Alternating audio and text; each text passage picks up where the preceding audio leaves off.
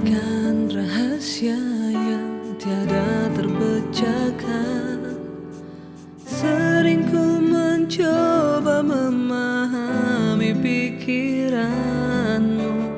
Namun satu hal yang ku tahu di hatiku, Kau Tuhan rencanakan terbaik bagiku.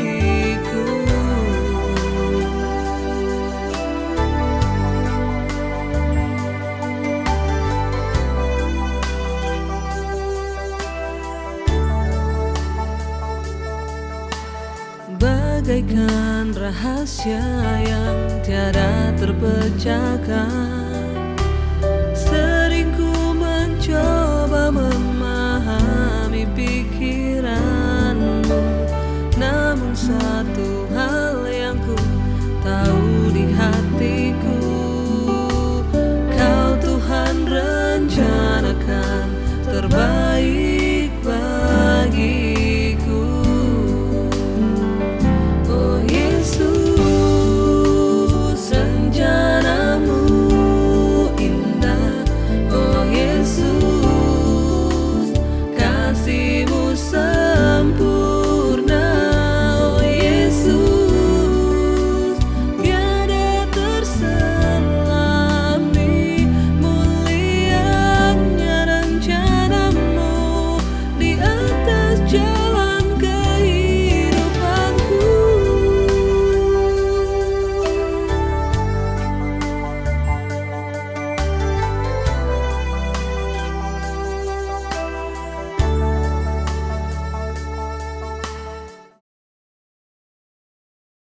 Tuhan Yesus, terima kasih Tuhan untuk penyertaan-Mu di sepanjang hidup kami Tuhan. Terima kasih untuk kebaikan-Mu yang boleh kami alami setiap harinya Tuhan. Terima kasih untuk kesetiaan-Mu dalam hidup kami Tuhan. Biarlah kami juga setia kepada-Mu Tuhan. Kalau sekarang kami ingin memuliakan nama-Mu Tuhan, memuji dan menyembah-Mu Tuhan, kiranya apa yang kami lakukan berkenan di hadapan-Mu Tuhan. Terima kasih Tuhan, dalam nama-Mu kami berdoa dan mengucap syukur. Amin. Kami mau percaya kepada-Mu Tuhan.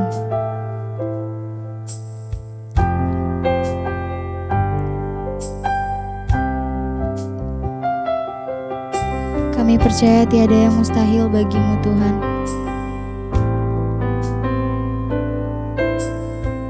Kami mau setia mengandalkan-Mu Tuhan.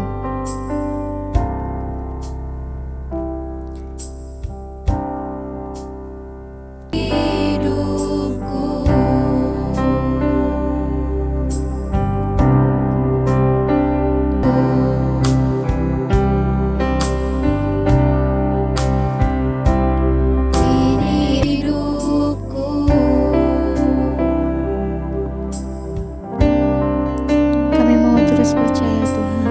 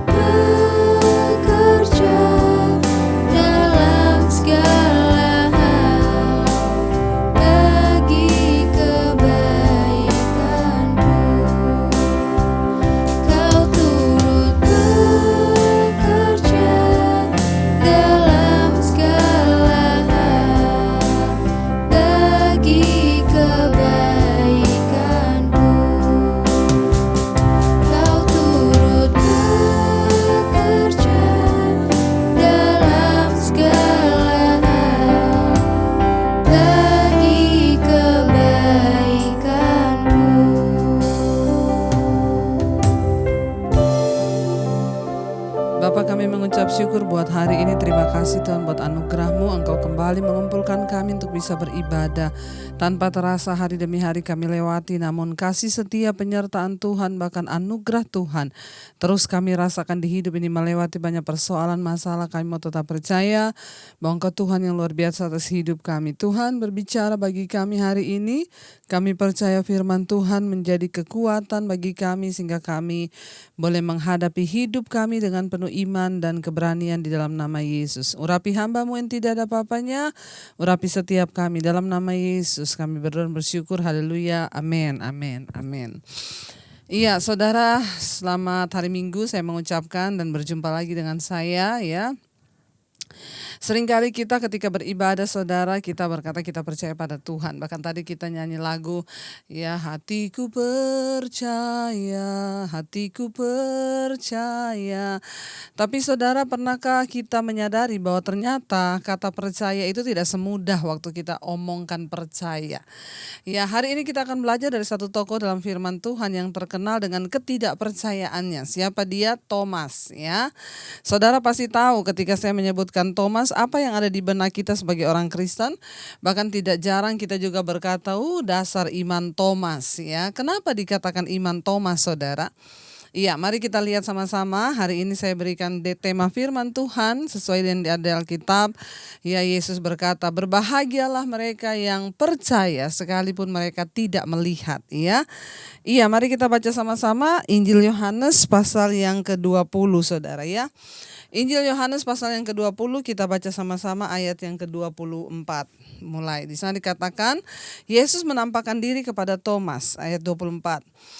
Tetapi Thomas, seorang dari ke-12 murid itu yang disebut Didimus, tidak ada bersama-sama dengan mereka ketika Yesus datang ke situ. Maka kata murid-murid yang lain kepadanya, kami telah melihat Tuhan.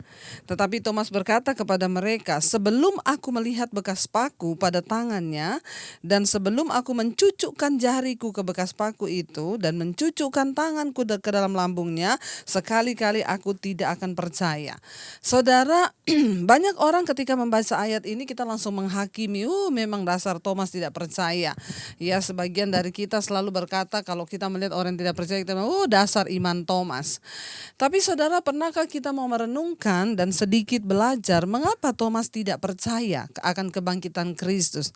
Saudara bisa membayangkan ketika dia sedang bersama-sama dengan Yesus. Thomas termasuk salah satu murid Yesus yang mengikuti Yesus kemanapun dia pergi, mendengarkan pengajaran-pengajaran Yesus. Tapi tiba-tiba saudara, orang yang selama ini dia lihat membuat mujizat, orang yang selama ini dia kagumi, orang yang selama ini dia pikir wow, orang yang sangat berkuasa tiba-tiba ditangkap. Waktu Yesus ditangkap, Alkitab berkata semua murid-murid itu tercerai-berai, kocar-kacir, lari kian kemari. Kenapa? Semuanya ketakutan pengen menyelamatkan diri. Ya, ketika Yesus ditangkap saudara, lalu dia dihukum mati, dia disalibkan. Setelah itu murid-murid terpencar dan mereka semua di dalam keadaan pergumulan batin yang begitu hebat, termasuk Thomas ya. Lalu Alkitab mencatat ketika murid-murid berkumpul, ya Thomas itu tidak ada bersama-sama dengan mereka. Kemanakah Thomas saudara ya? Yesus disalib lalu dia bangkit pada hari yang ketiga. Ketika Maria Magdalena dan teman-temannya pergi ke kuburan Yesus, mereka melihat Yesus tidak ada di sana. Akhirnya mereka menangis, mereka memberitahukan bahwa ya mereka pertama kali berpikir bahwa Yesus mayatnya dicuri. Tapi dua orang malaikat menampakkan diri dan berkata, ya dia tidak dicuri tetapi dia sudah bangkit, dia hidup, dia tidak mati lagi. Lalu mereka pulang mengabarkan kalau Yesus hidup. Ya tiba-tiba Yesus pun menampakkan diri kepada mereka. Setelah itu Yesus datang mendapati murid-murid saudara ya. Kalau saudara baca pada ayat yang ke-19 Injil Yohanes 20 ayat 19 berkata begini. Yesus menampakkan diri kepada murid-muridnya. Ketika hari sudah malam pada hari pertama minggu itu, berkumpullah murid-murid Yesus di suatu tempat dengan pintu-pintu yang terkunci karena mereka takut kepada orang-orang Yahudi. Saudara bayangkan ya, murid-murid itu berkumpul, mereka itu di satu tempat berkumpul karena ketakutan. Jadi kita bisa membayangkan saudara, Thomas dan murid-murid Yesus yang tadinya begitu begitu terkagum dengan Yesus, melihat mujizat, bangkitkan orang mati, menyembuhkan orang buta.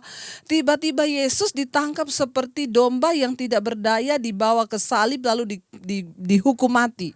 Ya, kira-kira saudara, kita pun sebagai manusia kalau melihat seperti itu mungkin kita juga akan berpikir seperti murid-murid, bahkan seperti Thomas.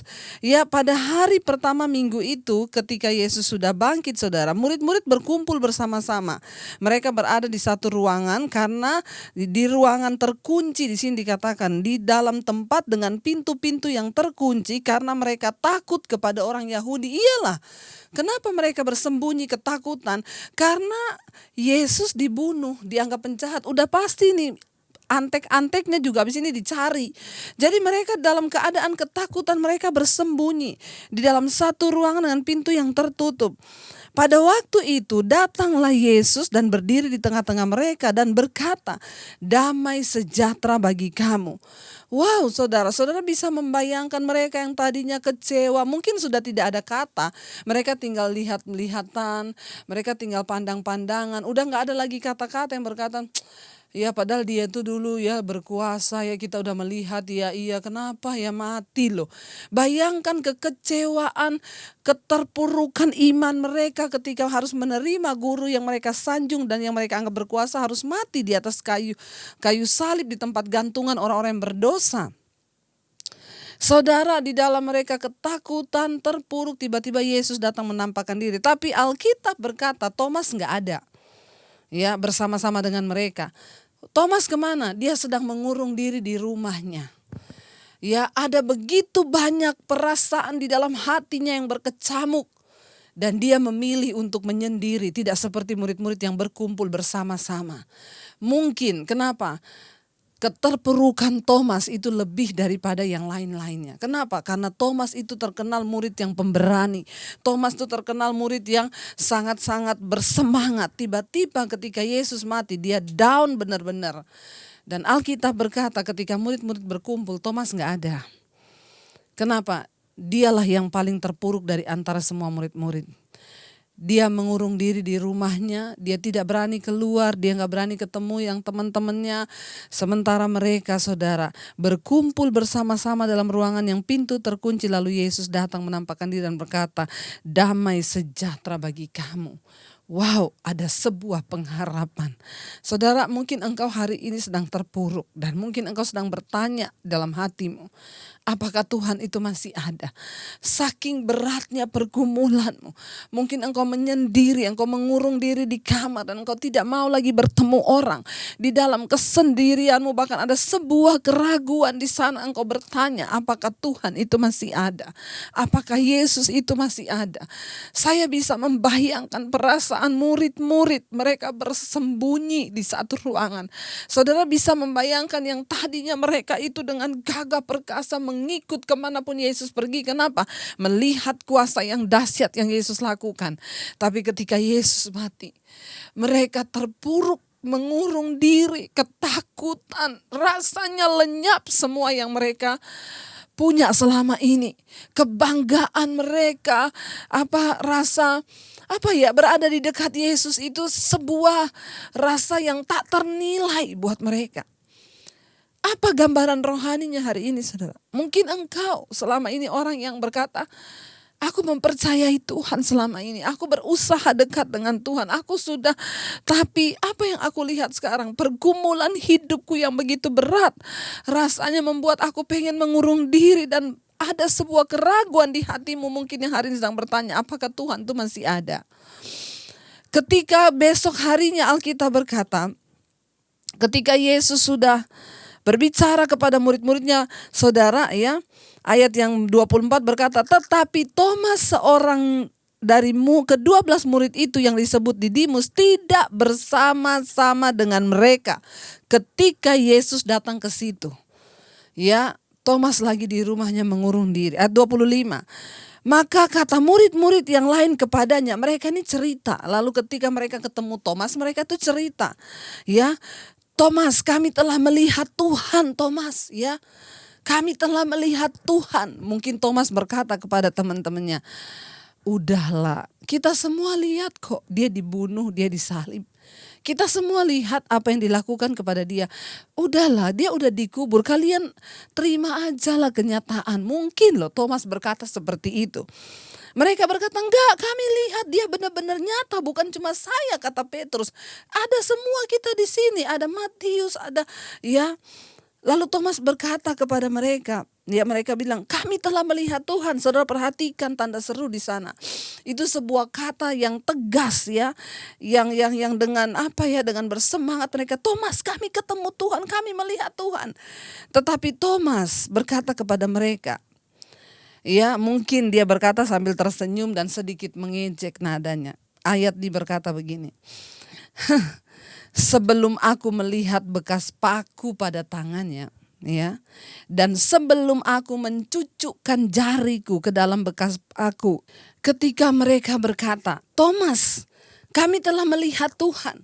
Mungkin Thomas dengan sedikit nada yang mengejek, dia berkata, lihat Tuhan.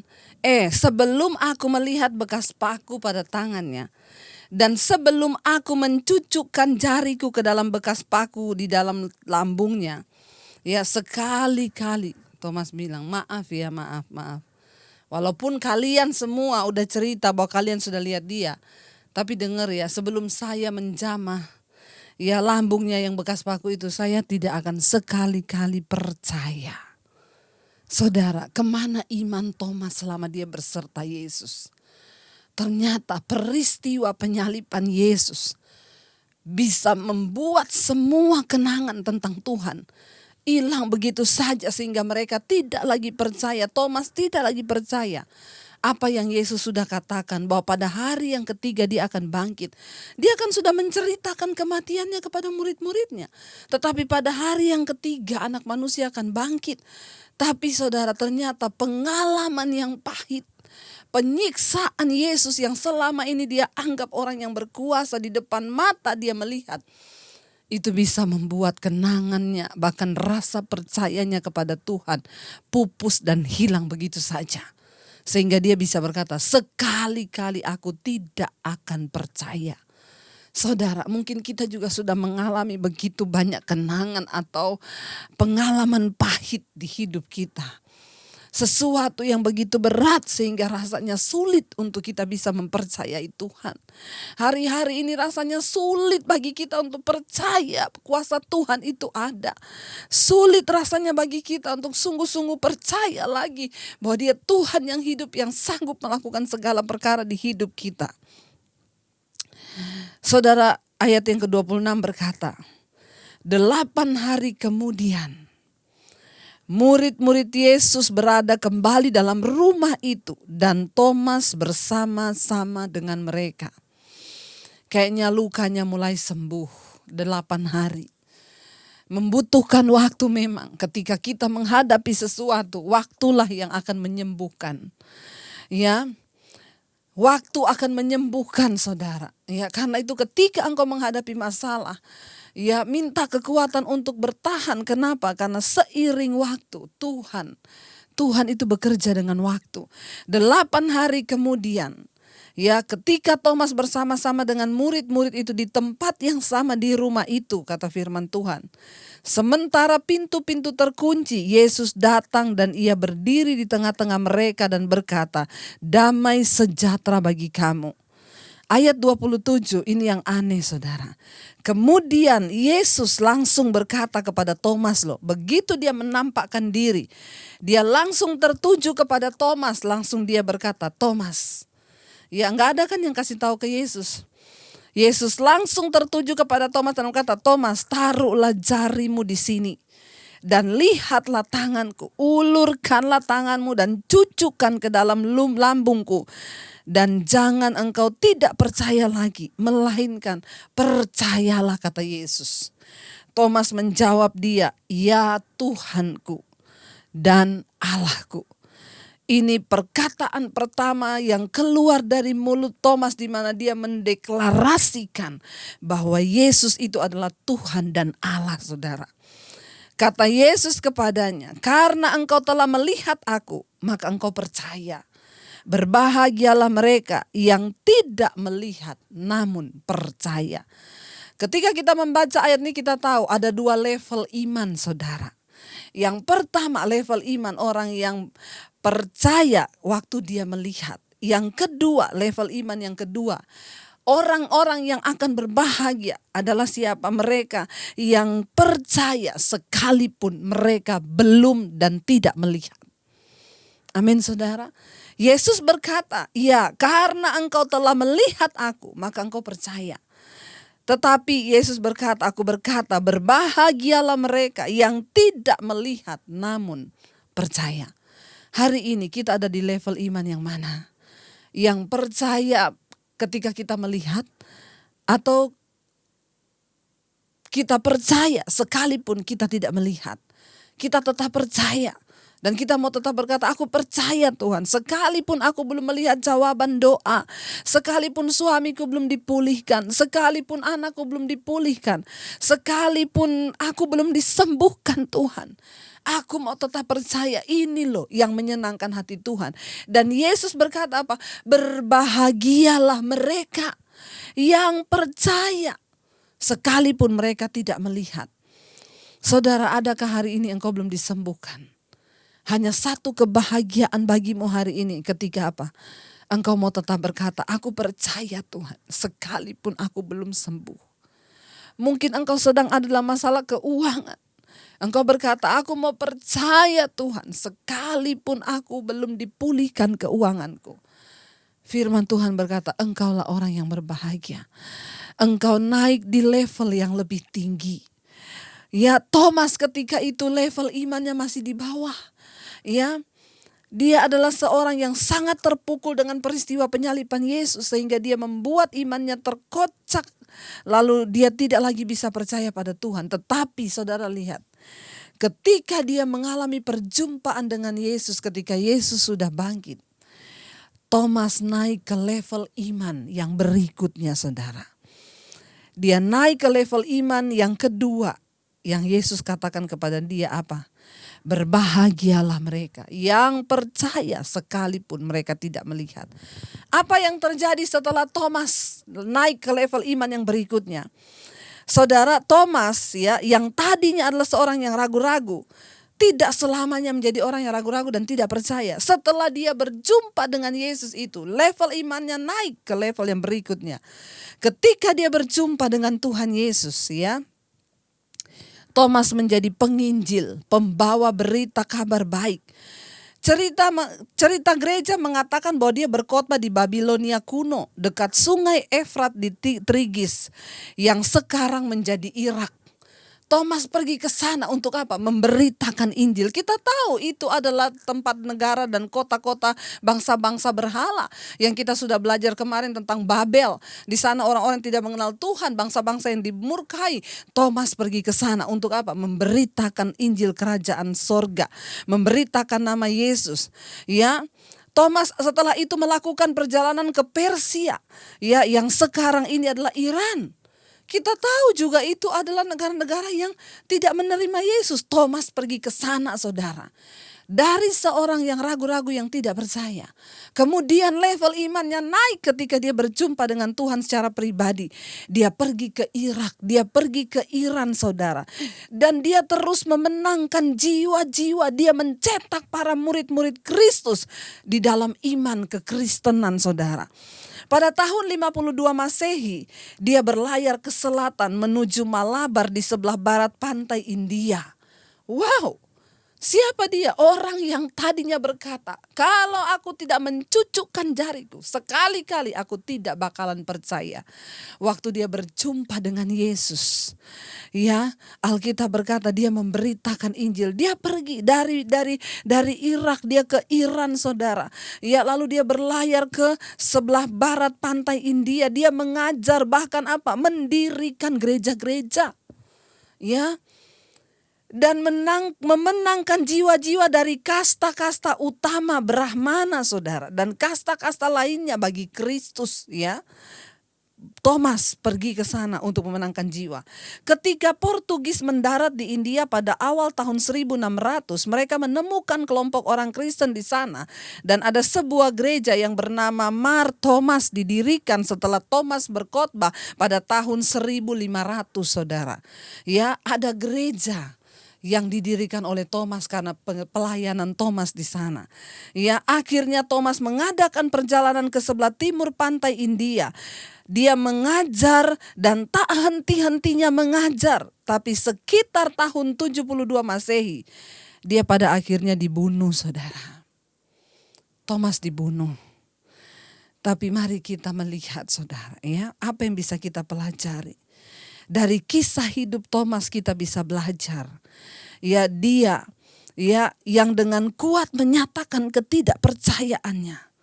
Dia juga yang akhirnya dengan kuat menyampaikan pesan tentang iman dan kasih dan pengampunan sampai ke ujung dunia, sampai dia mati dibunuh.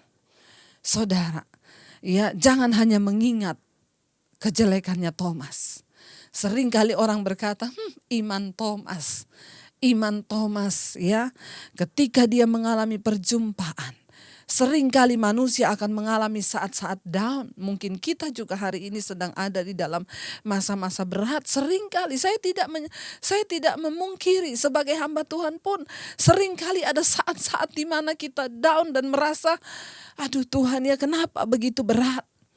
Tapi waktu kita mau tetap percaya, waktu kita mau tetap berharap berjumpa dengan Tuhan, sehingga Tuhan menemui dirinya dengan Thomas. Dan ketika dia berjumpa lagi dengan Tuhan, saudara, ada banyak cara kita bisa berjumpa Tuhan hari-hari ini. Dengan saudara mendengarkan khotbah-khotbah, dengan saudara berdoa, saudara bisa berjumpa dengan Tuhan. Mari saudara, kita mau sungguh-sungguh terus mencari Tuhan. Hari-hari ini mungkin iman percayamu sedang down karena begitu beratnya tekanan dan persoalan. Mari kita tetap mau berkata, Tuhan, hati kami tetap percaya. Hati kami tetap percaya padamu. Yang Tuhan tunggu hanya satu dari mulut kita dan hati kita ketika kita mau berkata, kami tetap percaya Tuhan. Kami mau naik ke level iman yang berikutnya, yaitu kami mau percaya sekalipun kami tidak melihat. Kami mau percaya. Biar hari ini kita mau berkata, hatiku percaya Tuhan. Hati kami percaya.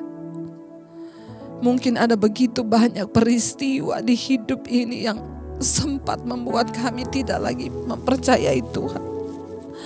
Karena beratnya tekanan. Karena iman yang tergoncang.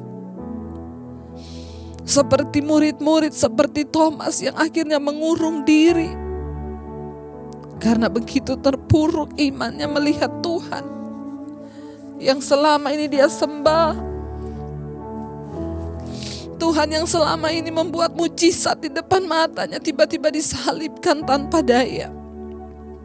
Membuat Thomas terpukul. Jiwanya remuk. Tapi ketika engkau datangi dia Tuhan, dia mengalami kebangkitan iman, kebangunan rohani. Kami semua membutuhkan kebangunan rohani hari-hari ini Bapa. Datangi kami Tuhan. Datangi kami Yesus. Jumpai kami.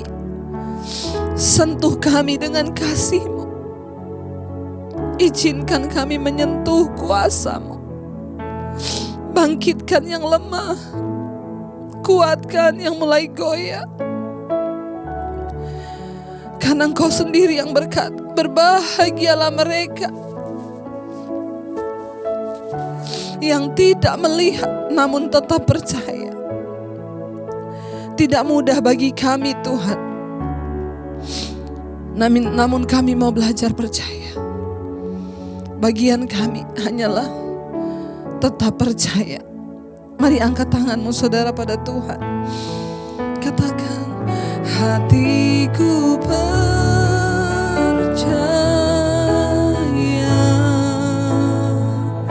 Hatiku percaya.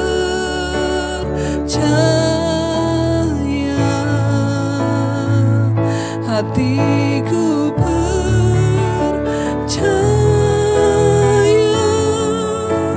selalu ku percaya, hatiku percaya, hatiku percaya,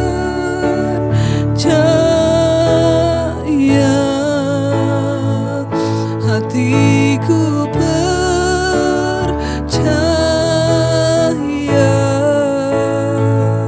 hatiku percaya, selalu ku percaya.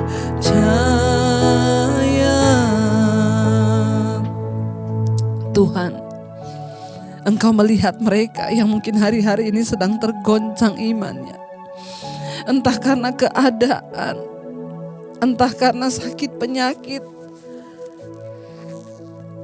Engkau tahu batas kekuatan kami. Datangi kami secara pribadi Tuhan. Sentuh kami dengan kasih-Mu. Kami mau kembali percaya bahwa Engkau Tuhan yang sanggup. Tuhan, sekalipun kami tidak melihat kesembuhan, sekalipun kami tidak melihat berkat-berkat-Mu, kami mau tetap berkata, kami mempercayai Engkau. Bahkan sekalipun kematian menjemput, kami mau tetap bilang, kami percaya pada Tuhan. Biar kami belajar seperti Thomas. Dia pergi memberitakan Injil dari seorang yang dengan gagah berani berkata, aku sekali-kali tidak percaya. Tapi dia mengalami kebangunan rohani karena perjumpaan dengan Engkau Tuhan. Lalu dia dengan berani pergi memberitakan Injil kerajaan-Mu. Pakai kami Tuhan, pakai hidup kami untuk berdampak bagi kerajaan-Mu. Bahkan sampai di ujung kematian, Thomas tidak mundur selangkah pun. Karena dia percaya ada mahkota kehidupan yang sudah menantinya di sana. Kami tidak ingin kalah dengan persoalan hidup kami Tuhan. Kami ingin menang, kami ingin keluar sebagai pemenang. Hamba berdoa buat setiap mereka yang mendengarkan firman ini. Tuhan, kuatkan lutut yang goyah. Tuhan, tegakkan kembali mereka yang sudah mulai lemah. Biar kami semua mau berdiri dan berkata, kami mau percaya sekalipun kami tidak melihat. Itulah yang menyenangkan Tuhan. Dan itulah yang akan membuat hidup kami berbahagia. Terima kasih Bapa. Terima kasih Tuhan. Terima kasih buat segala kebaikan dan kebaikan Tuhan dalam hidup kami. Terima kasih Bapa. Engkau menjadi jawaban di dalam hidup kami Tuhan. Berkati setiap mereka yang sakit, Engkau sembuhkan, yang berbeban berat. Bahkan apapun yang sedang kami lewati hari-hari ini, kami tetap mau berkata, kami percaya pada Tuhan. Kami sembuh atau tidak sembuh, kami percaya. Kami diberkati atau tidak diberkati, kami mau percaya. Karena Engkau adalah jaminan kekekalan kami. Sama seperti Thomas pada akhirnya mati dibunuh karena Injil-Mu. Tapi dia mengalami kemenangan iman bersama-sama dengan Engkau. Terima kasih buat segala hal yang terjadi di hidup kami yang Tuhan izinkan. Kami percaya kami kuat karena Tuhan beserta kami. Kami terus melepaskan berkat buat bangsa Indonesia. Berkati Presiden Jokowi dan wakilnya Tuhan. Berkati bangsa ini, kami percaya Engkau yang memegang kendali hidup kami. Tidak ada alasan untuk kami takut. Hidup mati kami ada di tangan Tuhan. Jangan biarkan umat-Mu dikuasai oleh roh ketakutan. Kami mau bertindak, kami mau bangkit Tuhan. Kami percaya Tuhan yang pegang kendali atas hidup kami. Biar semua kami memakai jubah kekudusan-Mu Bapa. Terima kasih Tuhan. Terima kasih Tuhan Yesus. Mari buka hati dan tangan-Mu untuk menerima berkat Tuhan. Diberkatilah Engkau dalam kehidupan-Mu, diberkati rumah tangga-Mu, diberkati pekerjaan-Mu, diberkati kesehatan-Mu, diberkati keuangan-Mu, diberkati keluar masuk-Mu. Bahkan Tuhan menjadikan hidup-Mu tanda bagi kemuliaan-Nya. Terimalah kiranya berkat dari Allah Bapa, cinta kasih Tuhan Yesus Kristus, penyertaan manis Allah Roh Kudus akan menyertai hidupmu dari hari ini bahkan sampai kali yang kedua Tuhan Yesus datang menjemput kita semua. Namamu tercatat di dalam kitab kehidupan. Dalam nama Yesus yang percaya diberkati Tuhan, katakan bersama. Amin, amin. Tuhan Yesus memberkati. Jangan lupa saudara, nanti malam ada mesbah doa. Biarlah kita mau terus setia, semangat. Ingat, berbahagialah mereka yang percaya sekalipun tidak melihat. Tuhan Yesus memberkati. Happy Sunday.